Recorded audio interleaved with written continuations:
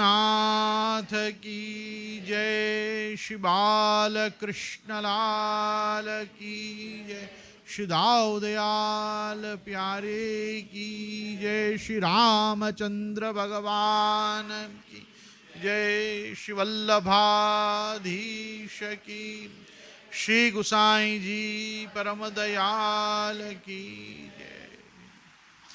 श्री कृष्णाय नमः। श्री जानकी वल्लभाय नमः। ध्येयं सदा परिभग्नमभीष्टदोहं तीर्थास्पदं शिवविरञ्चिनुतं शरण्यं भृत्यार्तिहं प्रणतपालभवाब्धिपोतं वन्दे महापुरुषते चरणारविन्दं। त्यक्त्वा सुदुस्तिरसुरेप्सितराज्यलक्ष्मीं धर्मिष्ठ आर्यवचसा यदगादरण्यं मायामृगं दैतयेप्सितमन्वधावन् वंदे महापुरुषते चरणारविंदम। उद्भव स्थिति संहार कारिणीं क्लेशहारिणीं सर्वश्रेयस्करीं सीतां नतोहं रामवल्लभां। यन्मायावशवर्ति विश्वमखिलं ब्रह्मादिदेवासुरा यत्सत्त्वादमृषैव भाति सकलं व्रज्जो यथा हेर्भ्रम यत्पादप्लवमेकमेव हि भवाम्बोधेस्ति तीर्षावतां वंदे हम तमशेष कारण परम रामाख्यमीशं हरिम। उल्लंघ्य सिंधो सलिलं सलीलं यह शोक वह्निं जनकात्मजाया आदाय तेनैव ददाह लंकां नमामि तं प्राञ्जलिराञ्जनेयम्। यत्र यत्र रघुनाथ कीर्तनं तत्र तत्र कृतमस्तकाञ्जलिं बाष्पवारि परिपूर्णलोचनं मारुतिं नमत राक्षसान्तकम्। श्री गुरुभ्यो नमः। उपस्थित समस्त प्रिय वाल्लभीय वैष्णवजन, आप सभी को श्री रामनवमी इस महापर्व विष्णु जयंती की खूब खूब बधाई। अत्र समवेत अपन सब जितने भी यहाँ एकत्र हुए हैं, आगामी 7 दिनों के लिए अपन श्रीमद् भागवतांतर्गत नवम स्कंदीय शुक प्रोक्त श्री राम कथा का चिंतन मनन इत्यादि करने यहाँ सत्संगार्थ एकत्र हुए हैं। विशेष करके रामायण की जो कथा होती है वो 9 दिन की होती है। जैसे श्रीमद् भागवत का सप्ताह ज्ञान यज्ञ होता है, वैसे नवान्न पारायण श्री रामायण का होता है। परंतु क्योंकि हम यहाँ श्रीमद् भागवतांतर्गत रामायण का चिंतन करेंगे, इसलिए आगामी 7 दिनों तक अपन रामनवमी से लेकर और हनुमान जयंती पर्यंत अपन यहाँ इस समय पे करेंगे। सेवा व्यवस्था, ठाकुर जी के दर्शन आदि का क्रम, इन सबको ध्यान में रखते हुए कल से शयन आरती के बाद यहाँ पे हम कथा क्रम को रोज किया करेंगे। आज जयंती का प्रधान क्रम होने से अभी शयन भोग आए, तो अभी अपन कथाक्रम करके आज भगवत सन्निधान में जाएंगे। पुष्टि मार्ग में सेवा और कथा ये 2 प्रधान पक्ष बताए गए हैं। भगवत भक्त के लिए जितनी सेवा आवश्यक है उतनी ही कथा भी आवश्यक है। सेवायाम व कथायाम व यस्यासक्तिर् दृढ़ा भवेत्। आसक्ति दृढ़ करने के लिए सेवा और कथा 2 जीव को प्रकल्प श्री महाप्रभु वल्लभाचार्य चरण ने बताए। ये कथा, ये सत्संग वैष्णव जीवन का वास्तव में दैनंदिनी क्रम है, जिसको हम कहते हैं डेली रूटीन। सत्संग हर मनुष्य के जीवन में औषधि के रूप में नहीं होना चाहिए, भवौषधि के रूप में नहीं होना चाहिए, अपितु भगवत प्रसादत्वेन खुराक के रूप में होना चाहिए। जैसे हम नित्य भोजन करते हैं, वैसे जीवन में नित्य सत्संग होना चाहिए। बिनु सत्संग न हरि कथा, तेहि बिन मोह न भाग, मोह गए बिन राम पद, होत न दृढ़ अनुराग। संसार मोह को दूर करने वाली, कलिमल कलुष को धोने वाली, लोक कल्याणकारी, जन कल्याणकारी भगवान पूर्ण पुरुषोत्तम की विविध प्रकार की लीला गुणानुवाद को रसिक जनों ने, संतों ने, आचार्यों ने, गुरुजनों ने बहुत प्रकार से गाया। लेकिन हम यहां अभी बात कर रहे हैं सत्संग की। सत्संग एक ऐसी वस्तु है कि आज जिनकी जयंती है, जिनका आज उत्सव है, उन भगवान रामभद्र के जीवन में भी सत्संग की बड़ी प्रधानता रही।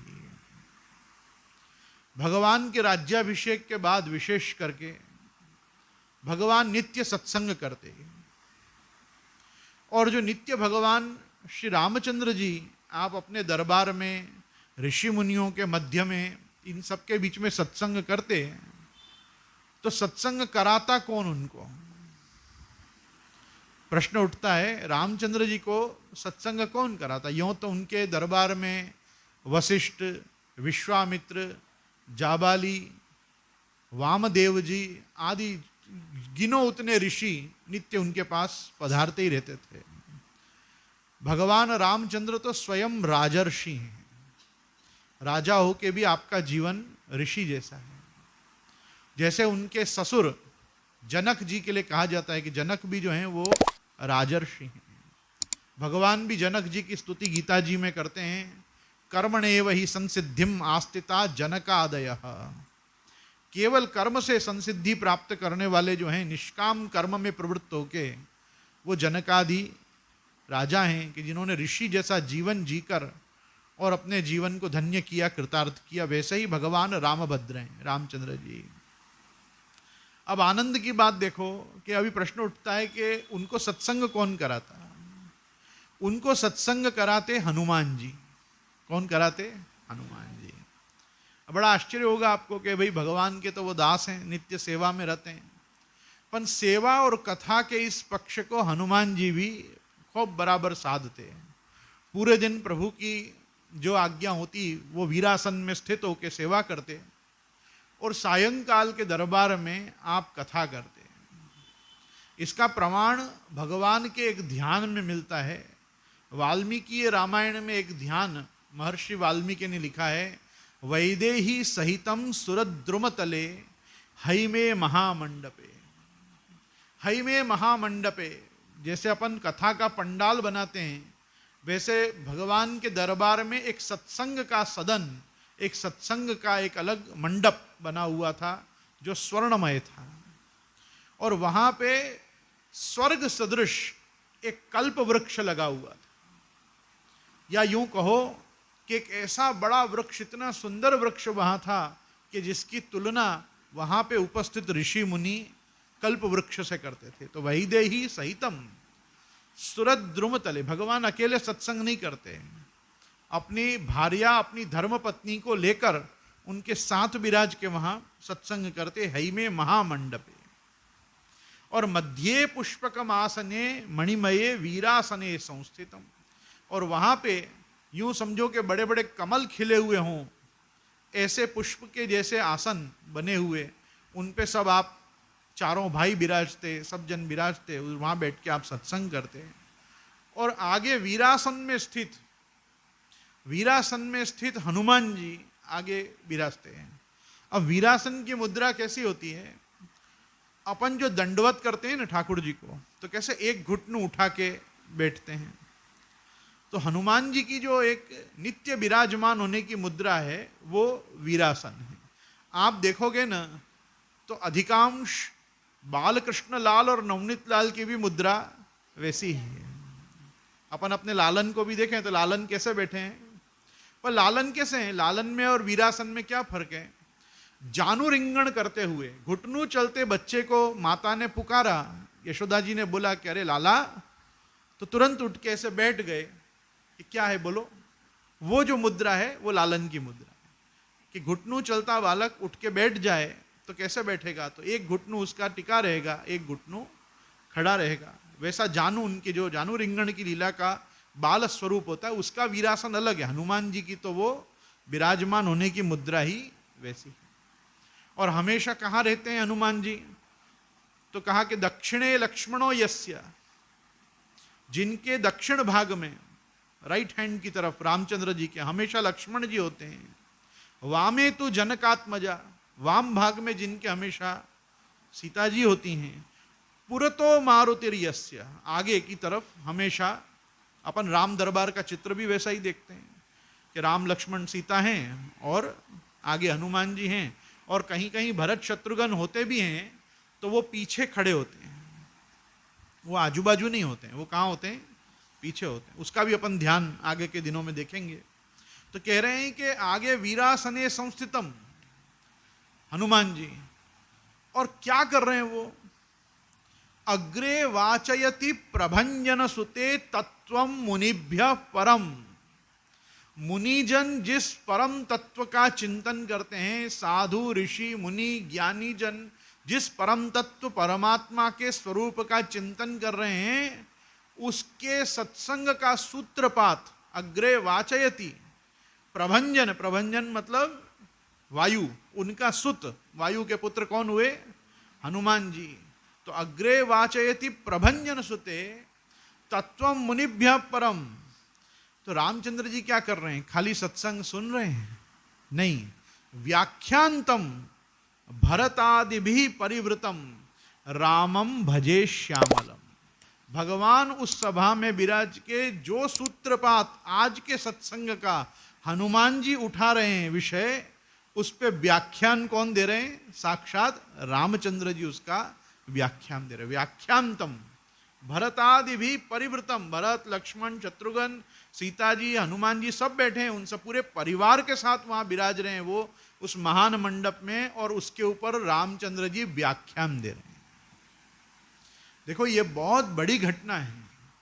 अपन को लगता है कि भगवान केवल वाणी से उपदेश करते हैं, वाणी से नहीं, भगवान चरित्र से उपदेश करते हैं। और ये तो सभी चरित्रों में महान चरित्र के नायक हैं। ये तो अतिमानव चरित्र है कि मानव में जो गुण एट एक्सट्रीम पाए जाएं, सद्गुण, वो किसी में देखने हो तो रामचंद्र जी में देखे जाता है। रामचंद्र जी का दूसरा नाम है रामो विग्रहवान धर्म, पर्सोनिफाइड धर्म। एक मूर्तिमंत धर्म किसी को देखना हो तो कहां देखना? तो क्या रामचंद्र जी में देखो, वो साक्षात धर्म का ही अवतार है। तो कौन से धर्म का अवतार है? वो नरोत्तम है। भगवान ने भी गीता जी में कहा कि नराणाम च नराधिपम, जो नराधिप है, जो नरों का राजा है, वो राजर्षि में हूं। और गीता जी में क्या कहा? रामः शस्त्र भृतांवरः, शस्त्रधारियों में भी मैं राम हूं। तो भगवान जैसे शस्त्रधारी हैं, वैसे ही रामचंद्र जी शास्त्रधारी भी हैं। वो अलग अलग प्रकार के शास्त्र, क्योंकि आपको देखो आनंद आएगा ये जान के, भगवान का अध्ययन वशिष्ठ और विश्वामित्र के पास तो हुआ ही, लेकिन आप ध्यान से अरण्य कांड को देखोगे तो शरभंग, सुतीष्ण, वाल्मीकि, भरद्वाज, अगस्त्य आदि कितने ऋषियों के पास, और विशेष करके 12 वर्ष चित्रकूट में विराज के भगवान ने क्या किया? ऋषियों का लाभ लिया, साधु संगम किया, विद्या व्यासंग किया। अपने वनवास के दिनों को भगवान ने अध्यात्म और आदि दैविक कार्यों में लगाया। असुर मारण, असुर संहार तो वनवास के अंतिम चरण का भाग है। पहले तो सब वर्ष भगवान ने क्या किया? सत्संग किया। तो जिसने 10 वर्ष 12 वर्ष लगातार संघर्ष के पहले सत्संग किया हो, उसको राजा बनने बाद भी सत्संग बिना नहीं चले। उठा दो, हटा दो।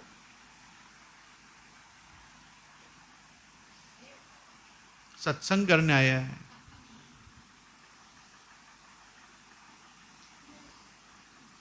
बड़ा भाई था। अच्छा, वो मैं देखा नहीं, तो मैं ज्यादा डरता, देखा नहीं, वो अच्छा था। तो देखो सत्संग जो है ना, व्याख्यांतम भरतादि भी परिवृतम रामम भजे श्याम। तो अपन उन भगवान की कथा देखने जा रहे हैं, चिंतन करने जा रहे हैं, जो खुद भी अपने जीवन में सत्संग की प्रधानता को लिए हुए विराजते हैं। पहली बात। दूसरी चीज, चरितम रघुनाथस्य शतकोटि प्रविस्तरम, बहुत विस्तार है। रामचंद्र जी के चरित्र का तो वाल्मीकि रामायण से लेकर और महाकवि कालिदास के रघुवंशम तक जितना बोलो उतना विस्तार रामचरित्र का है। वाल्मीकि रामायण में 24,000 श्लोक हैं। कितने? 24,000 श्लोक हैं। और गायत्री में 24 अक्षर हैं।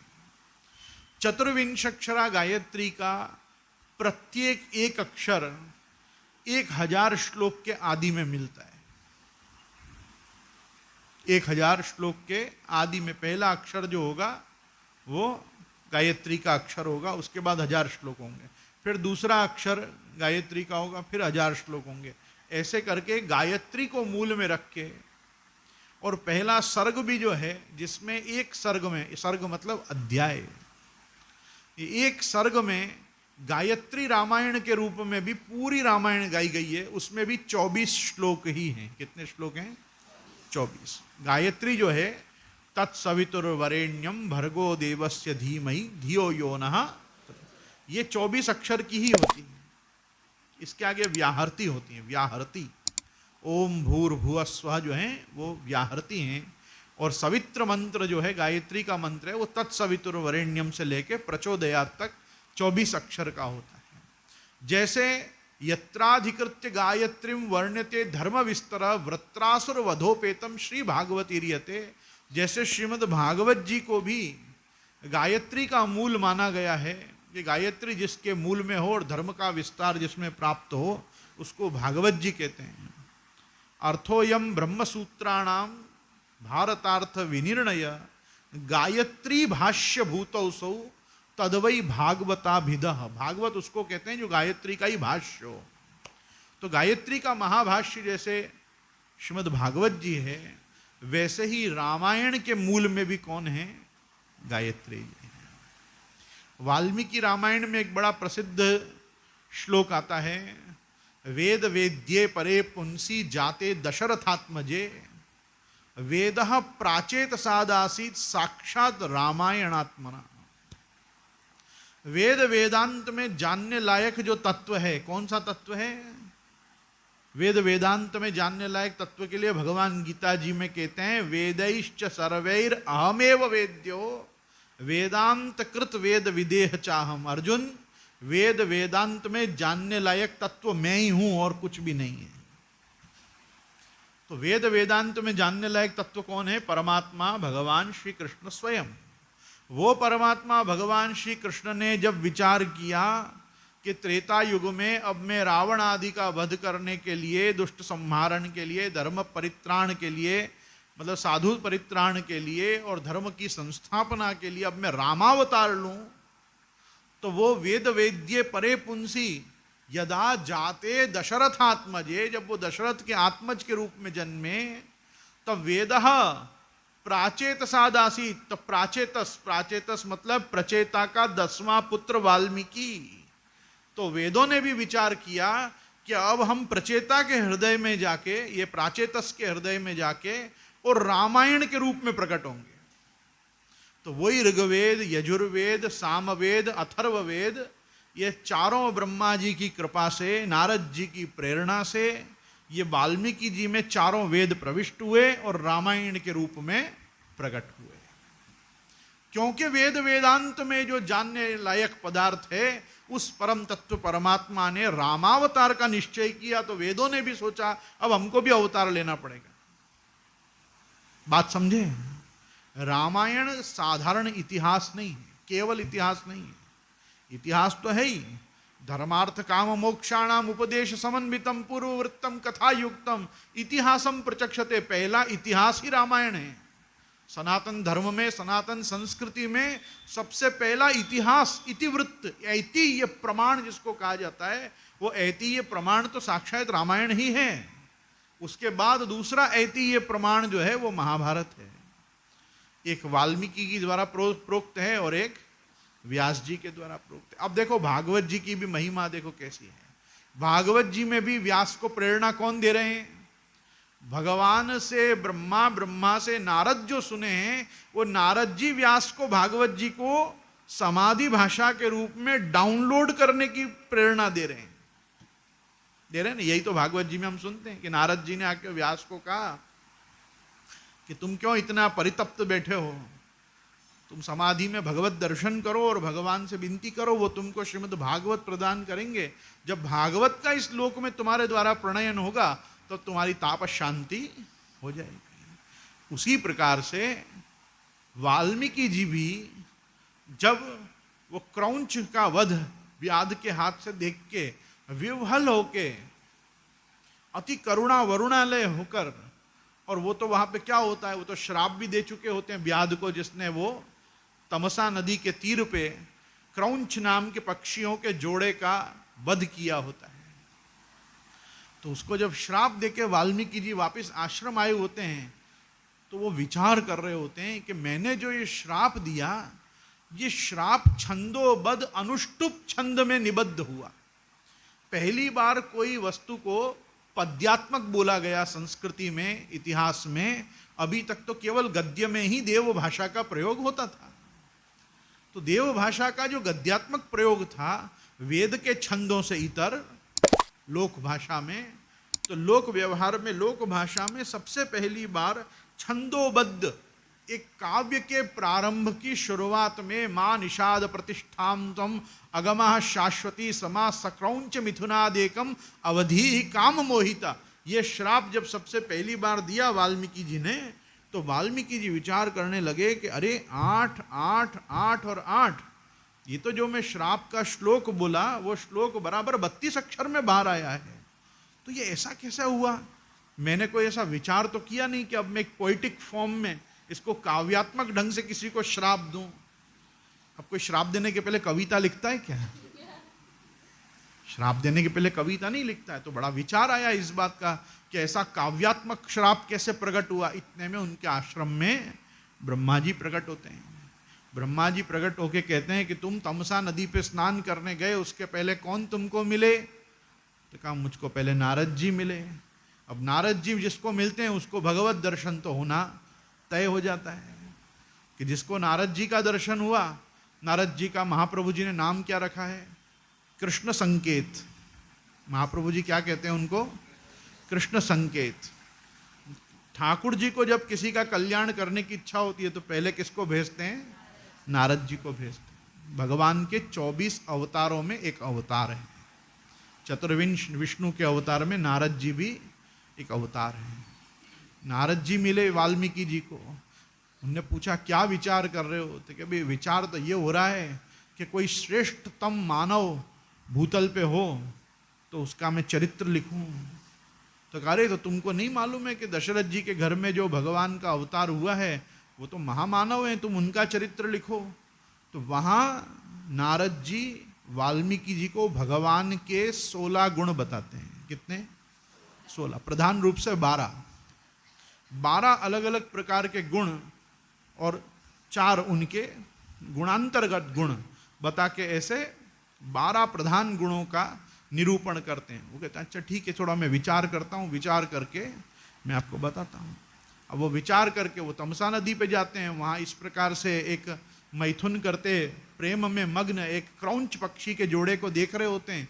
इतने में वहाँ व्याध आता है। व्याध उनका वध कर देता है। वो उसका नैसर्गिक उसका जीवन यापन करने आया होता है। उसका कोई ऐसा हिंसा करना ही थोड़ी कोई उसका असंकल्प होता है। उसकी तो दिनचर्या ही उसकी है कि वो तो शिकार करके ही अपना जीवन यापन करता है। पर फिर भी पता नहीं क्यों उनको ये, क्योंकि ये काव्य उनके हृदय में से बहिर्गमन करने वाला होता है, इसलिए वो श्राप दे देते हैं।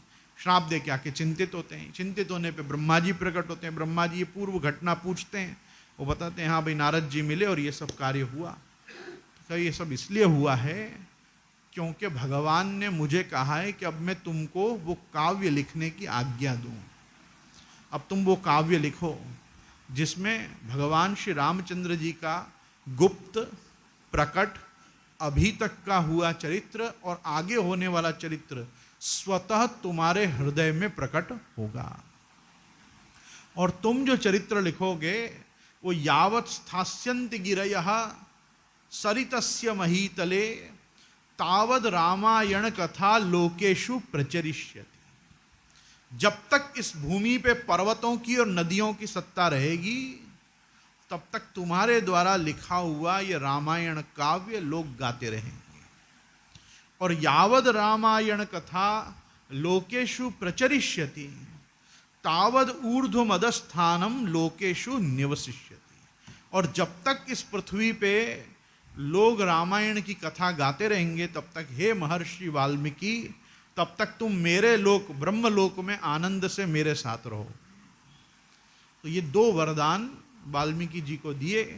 ब्रह्मा जी वहाँ से तिरोभूत हुए और फिर उन्होंने गायत्री को मूल में रखकर ये चतुर्विंशक्षरा गायत्री की प्रधानता से 24,000 श्लोकों में सप्तकांडात्मक रामायण का सृजन किया। रामायण में कितने कांड हैं? 7 कांड हैं। पहला कांड है बाल कांड, दूसरा अयोध्या कांड, तीसरा अरण्य कांड, चौथा किष्किंधा कांड, पांचवा सुंदर कांड, छठवां वाल्मीकि रामायण में युद्ध कांड, रामचरितमानस में लंका कांड। इसमें नाम खाली अलग है, बाकी कथा सब एक है। तो इसमें छठवां कांड है वो युद्ध कांड, और अंतिम कांड जो है वो उत्तर कांड है। तो ये प्रकार से पूरी रामायण सप्तकांडात्मक बनी हुई है। अब यही रामायण का दर्शन यदि हम रामचरितमानस में करें तो रामचरितमानस में श्रीमद् भागवत जी की तरह वक्ता श्रोताओं की 4 जोड़ी विद्यमान है। ये मैं रिकॉर्डिंग के अर्थ में यहाँ पे बता रहा हूँ ताकि एक बार इसका भी डॉक्यूमेंटेशन हो जाए। हमारी व्याख्यान सीरीज में हमने ये चीज़ों का चिंतन किया है। आपने श्रीमद् भागवत में देखा होगा सबसे पहली जोड़ी जो है वो सूत जी और शौनक जी की है। सूत जी कथा का प्रवचन कर रहे हैं और शौनक आदि ऋषि इसको नैमिषारण्य में धारण कर रहे हैं। उसको बता कौन रहे हैं? सूत जी बता रहे हैं कि शुकदेव जी ने परीक्षित को क्या सुनाया। बराबर। एक जोड़ी और अंदर है, उनका नाम है विदुर मैत्रेय। विदुर मैत्रेय की जोड़ी। सप्तम स्कंद में जाके युधिष्ठिर और नारद जी की जोड़ी है। तो ऐसे अलग अलग जोड़ियां हमको श्रीमद् भागवत जी में वक्ता और श्रोता के भेद से मिल जाएंगी। बराबर। ऐसे ही रामचरितमानस, जब मानस की परिकल्पना, मानस का सृजन तुलसीदास जी ने किया। तुलसीदास जी ने किया मतलब ये श्री गुसाई जी के समकालीन वार्ता है। तुलसीदास जी को सौभाग्य से श्री गुसाई जी का भी दर्शन हुआ। उन्होंने श्रीमद् गोकुल में पंचम कुमार रघुनाथ जी और जानकी बहू जी के विवाह के भी दर्शन किए और वहाँ बहुत सुंदर एक पद भी गाया, वर्णो अवध श्री गोकुल गाम। आज तो मुझे यहाँ अयोध्या जी का दर्शन गोकुल में हो रहा है, ऐसा तुलसीदास जी ने पद भी गाया। तो कहने का मेरा तात्पर्य यह है कि तुलसीदास जी जो हैं वो श्री गुसाई जी के आप समकालीन संत हैं। और अपना एक और संबंध क्या है तुलसीदास जी से? तुलसीदास जी नंददास जी के चचेरे भाई हैं। अपने वार्ताओं में तो केवल भाई हैं इतना ही बताया गया है, पर रामानंद संप्रदाय की परंपरा से यदि इनकी वंश परंपरा को टैली किया जाए तो चाचा के पुत्र हैं। अब वो बड़े भाई के छोरा हैं कि छोटे भाई के छोरा हैं, वो काका है, चाचा है, ताऊ है, बड़े बापूजी हैं, इसमें मेरे को कोई रस नहीं है। इतनी बात है कि नंददास जी के वो भाई होते हैं, चचेरे भाई होते हैं। बराबर।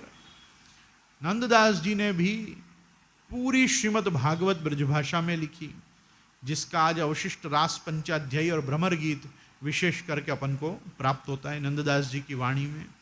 और इन्होंने भी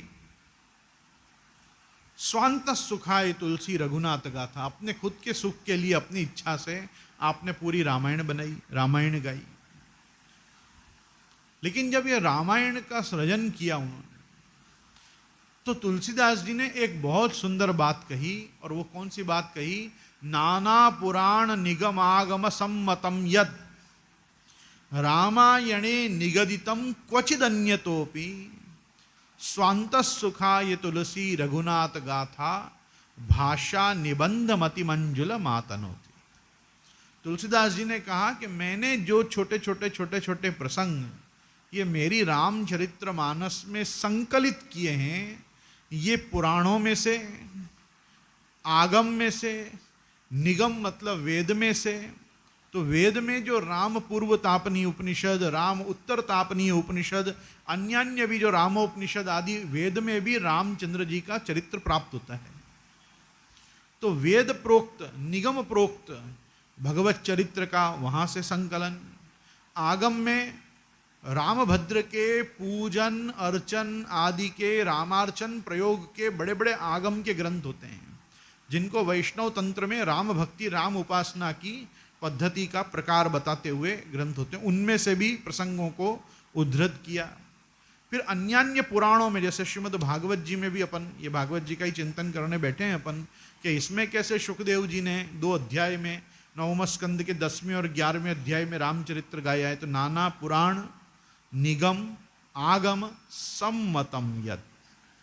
सम्मतम यत् का मतलब होता है कि जैसे श्री महाप्रभु जी शास्त्रे स्कंधे प्रकरणे अध्याये वाक्ये पदे अक्षरे एकार्थम सप्तधा ज्ञानान अविरोधेन मुच्यते, अविरुद्ध 7 प्रकार से एकार्थ जैसे श्री महाप्रभु जी भागवत जी का करते हैं, वैसी पद्धति से ही तुलसीदास जी भी ये सप्तकांडात्मक रामायण का अलग अलग शास्त्रों में से उद्धरण करके, संकलन करके, बिना विरोधाभास एक दूसरे में प्रकट होते यहाँ पे संकलित करते हैं। वो सम्मतम यत्, उसका मतलब ये होता है।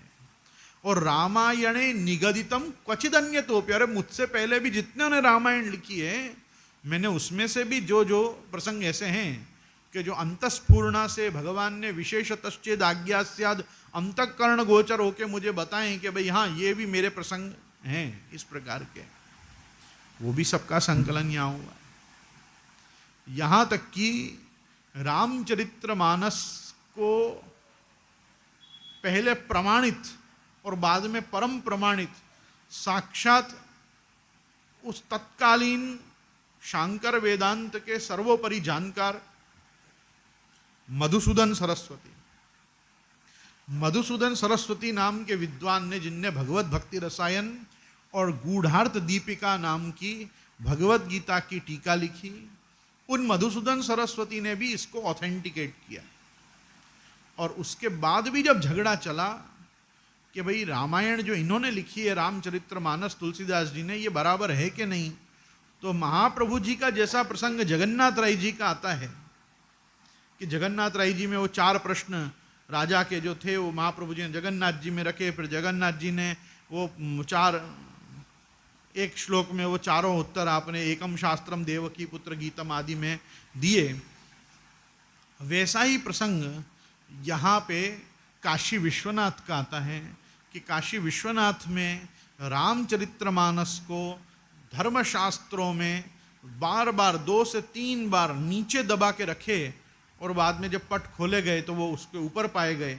जब फिर भी पंडितों को विश्वास नहीं हुआ तो उन्होंने वापस तीसरी बार प्रयास किया, सबसे नीचे उसको छुपा के रख दिया, और जब वो वापस ऊपर पाया गया तो उस पर लिखा हुआ था सत्यम शिवम सुंदरम। तो ये सत्यम शिवम सुंदरम साक्षात काशी विश्वनाथ जी ने, महादेव जी ने तुलसीदास जी की उस हस्ताक्षरित प्रति पे स्वयं अपने हस्ताक्षरों से महादेव जी ने लिखा। कहने का मतलब कि स्वयं महादेव जी जिसकी प्रामाणिकता पे स्वयं आप अपने हस्ताक्षर करते हो, वो शास्त्र तो देवतुल्य, देव भाषा तुल्य है ही। जैसे वाल्मीकि जी की रामायण है वैसे ही रामचरितमानस है। बहुत से लोगों का ऐसा मानना है कि रामचरितमानस में शांकर वेदांत की गंध आती है, पर ऐसा नहीं है। वेदांती लोग तो ऐसे प्रकार के होते हैं कि एक छोटे से सूत्र में से भी 5 दर्शन बना दें। कोई उसमें से केवलाद्वैत निकाल दे, कोई उसमें से विशिष्टाद्वैत निकाल दे, कोई द्वैताद्वैत निकाल दे, कोई द्वैतवाद बता दे, कोई शुद्धाद्वैत बता दे। बट वास्तविक बात यह है कि आनंद कानने यस्मिन जंगमस तुलसी तरु कविता मंजरिर यस्य रामा भ्रमर भूषिता।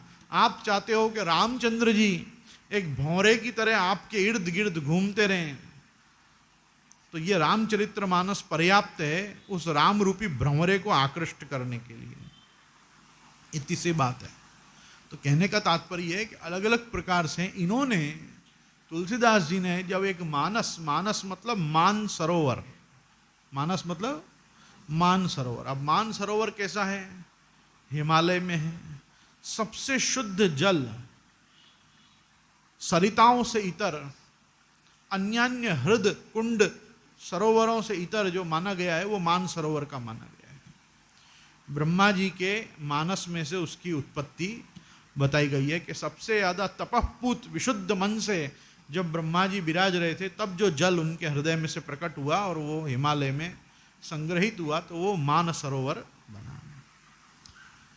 ये मान सरोवर को तुलसीदास जी ने 4 घाटों वाले एक कुंड के रूप में इसकी परिकल्पना की। तो जब कुंड बनेगा तो कुंड पे क्या बनेंगे?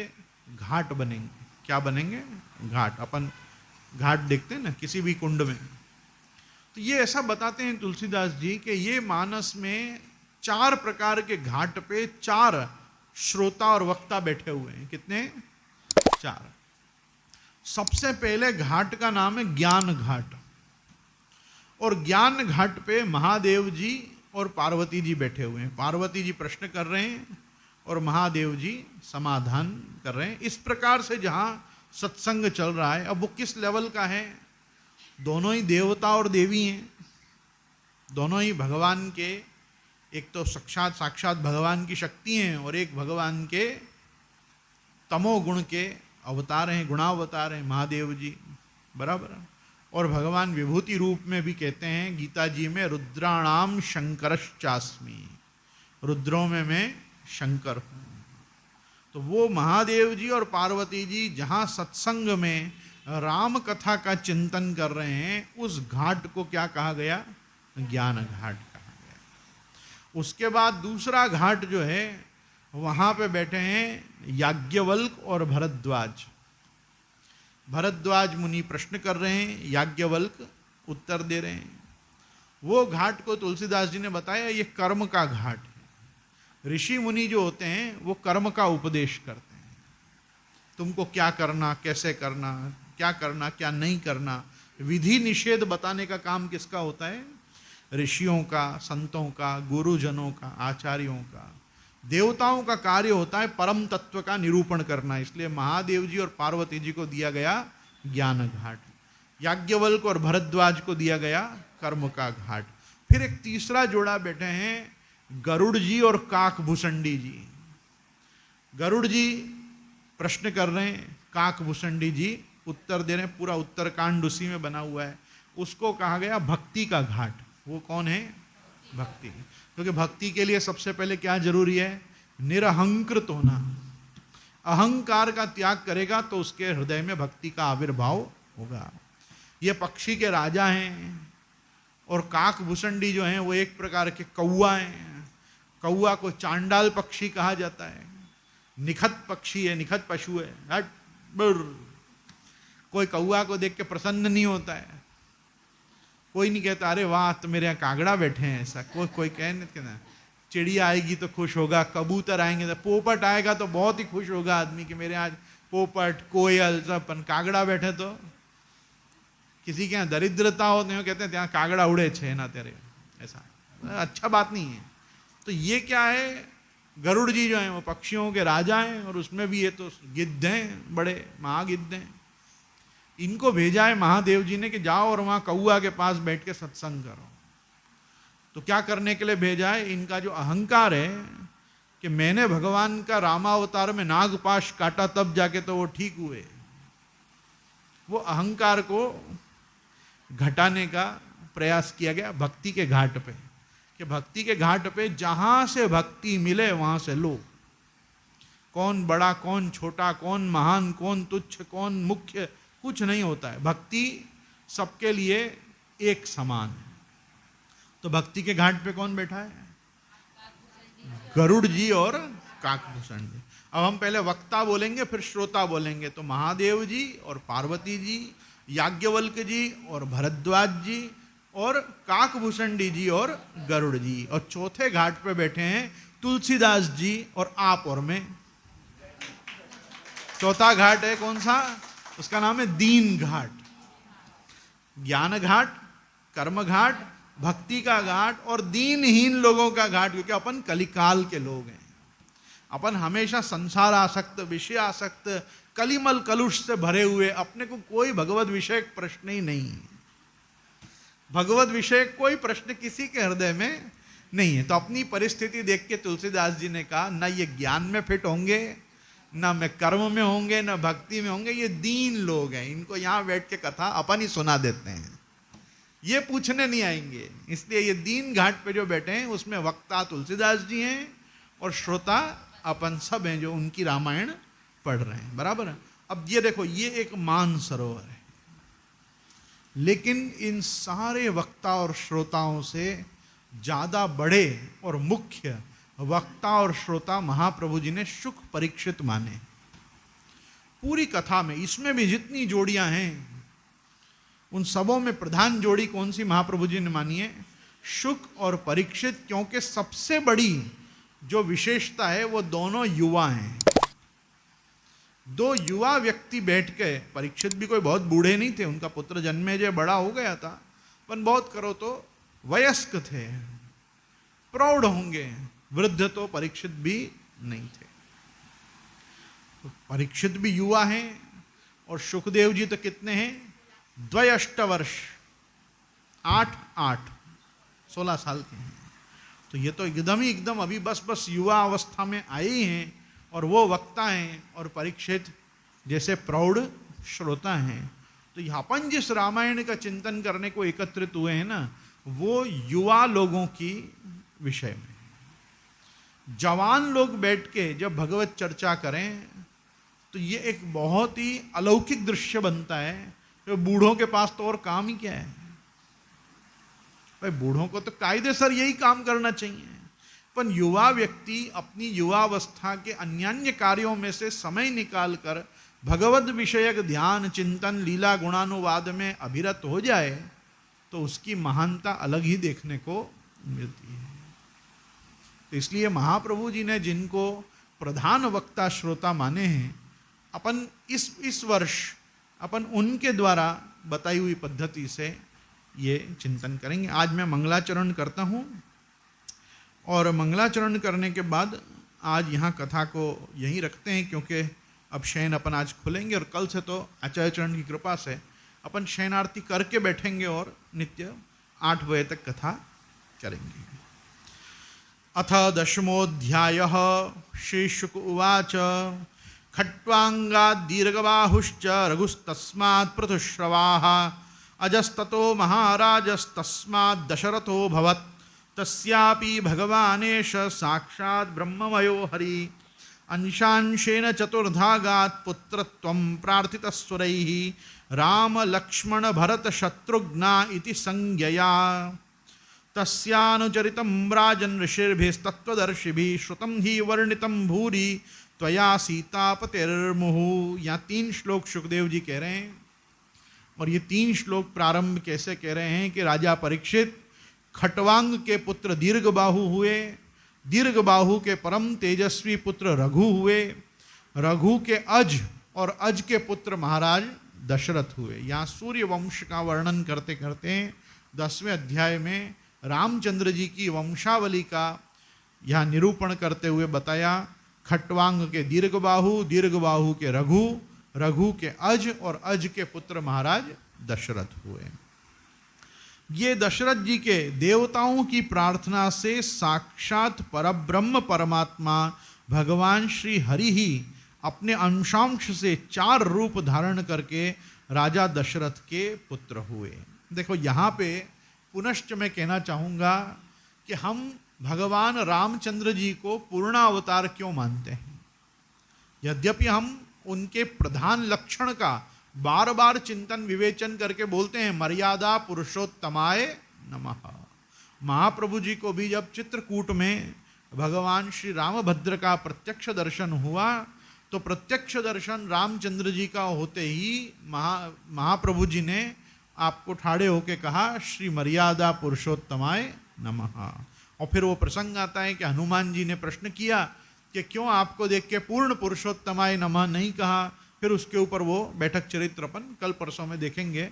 लेकिन मर्यादा पुरुषोत्तमाय नमः, लेकिन मर्यादा पुरुषोत्तम कहने से भगवान रामचंद्र जी के स्वरूप में कोई च्युति नहीं होती, अपितु वेद द्वारा प्रतिपाद्य मानव जीवन के लिए जितनी मर्यादाएं बताई गई हैं, उन सभी मर्यादाओं का परिपालन करते हुए जिन्होंने अपना जीवन यापन किया, ऐसे राजर्षि का चरित्र मर्यादा पुरुषोत्तम के रूप में व्याख्यायित तत्व भी ऋषि मुनियों ने किया है, यो कह रहे हैं।